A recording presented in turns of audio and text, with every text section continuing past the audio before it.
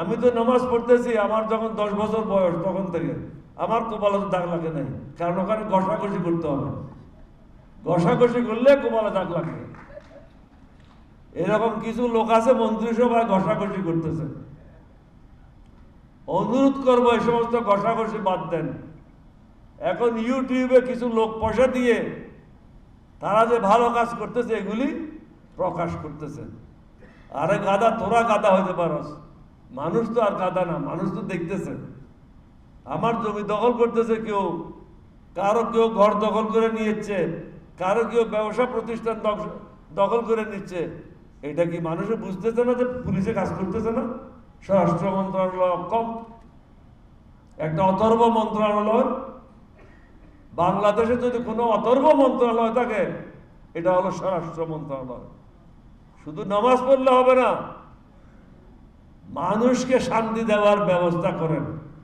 গোপালগঞ্জের এই ঘটনার জন্য আমি বলবো স্বরাষ্ট্রমন্ত্রী দায়ী, কারণ তিনি প্রয়োজনীয় ব্যবস্থা কেন গ্রহণ করল না। আমার এখনো স্মরণ আছে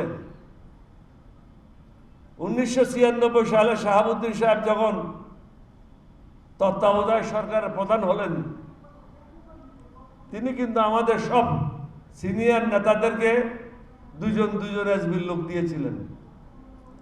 আমার এখনো স্মরণ আছে, আমাকে 2 এসবির লোক এবং 6 জন ইউনিফর্মের পুলিশ, অর্থাৎ সিনিয়র নেতাদের নিরাপত্তার জন্য তিনি ব্যবস্থা নিয়েছিলেন। এটা প্রত্যেকটা দেশে আছে, যারা জাতীয় পর্যায়ের নেতা তাদের নিরাপত্তার জন্য ব্যবস্থা নিতে হয়।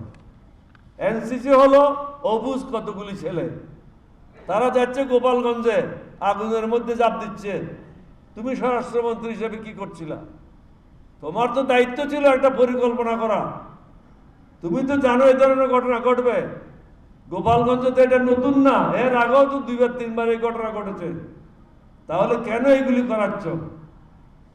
অর্থাৎ তোমরা ভারতের এজেন্ডা বাস্তবায়ন করছো।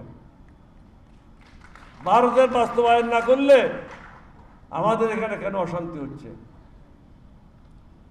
আমি আবারও বলি পরিষ্কার ভাষায়, ইউনূস সাহেবকে অনুরোধ করব, আমি চাই না আপনি হাসিনার মতো ভেঙে যান। হয়তো এরকম অবস্থা সৃষ্টি হতে পারে, এটা আর্লি ওয়ার্নিং দিয়ে দিলাম। হয়তো ভাগতে হতে পারে ছেলেদেরকে সাথে নিয়ে, ওইদিকে যাচ্ছেন। পুরোপুরি যাওয়ার আগে একটু মেহরবানি করে সঠিক রাস্তায় আসেন। সঠিক রাস্তায় আসার জন্য, ঐক্যবদ্ধ হওয়ার জন্য পূর্ব শর্ত হচ্ছে হাসিনার গুন্ডামুক্ত বাংলাদেশ এবং ভারতের দালাল মুক্ত বাংলাদেশ। তাহলে একজাত হবে, না হলে হবে না।